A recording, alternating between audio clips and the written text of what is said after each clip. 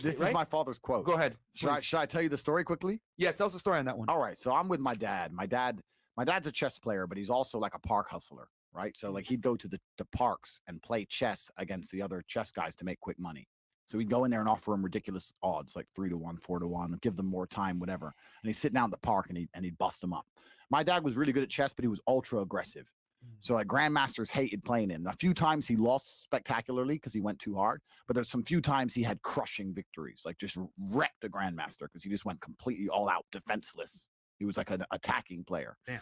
So I remember I was about 8 years old. I told this story on my Tate speech, my YouTube channel.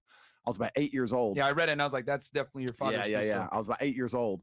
And my dad, even when he was still alive, because I only speak English, right? Even though I live in Romania. And I said to my dad, do you think I should learn another language? And he turned to me and said, you don't even speak English. And what he meant is most people don't even have a grasp of the English language. Think how many words are in English you don't even know, right? So what he was saying to me is you don't need to learn anything else. You need to learn English, which was funny. But my father spoke a very particular brand of English, and that's what this story is about. So it was Detroit. It was 3 a.m.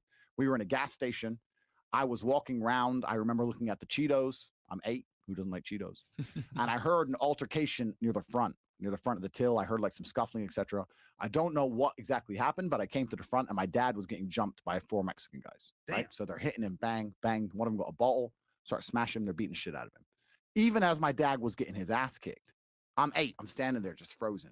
As he was getting his ass kicked, he turned to me and I remember he growled at me and he went, run to me as he was getting beaten, right? He managed to get one of them and hold him tight and must have bit in his face or whatever he bit, he had flesh in his mouth by the time the whole thing was done, right? So he bit something off. So there's blood everywhere. Anyway, the shopkeeper starts screaming, so he's going to call the police. It kind of starts tussling, goes half outside. My dad manages to stay inside. The Mexican guys run off. My dad's covered in blood. His head's cut. He bit I think he bit the guy's lip off. So there's blood all down the face of him. He's absolutely covered in blood. He's drenched in blood. And I'm standing by the drinks cabinet, still just standing there because he told me to run. So what the fuck are you going to run in a 7-Eleven? So I'm just standing by the drinks cabinet.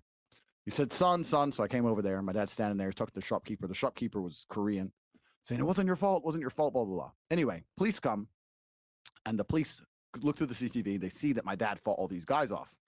And the police officer said, so what's your job? What do you do? When he was taking the statement. My dad said, I'm a chess player. And the police officer said, chess player? Maybe you should be something else. And my dad replied, my unmatched perspicacity coupled with sheer indefatigability makes me a feared opponent in any realm of human endeavor.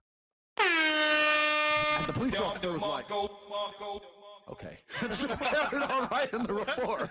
But what my dad was saying, unmatched perspicacity. Perspicacity is the ability to perceive, right? Perception. My unmatched perception. Indefatigability is the inability to become tired. So he's saying I have unmatched perception and I never become tired. And that's why I'm a feared opponent in any realm of human endeavor. And I remember that quote from when I was 8 years old. Wow. That's a badass way to talk. I'm jealous to this day. Damn. People think I'm good on my podcast. That's how my dad just spoke through life. He just been rattled to the brain. And that's how he gives a police report. Like, he was the OG, son, where'd you find this? Wow, that's powerful, man. That's powerful.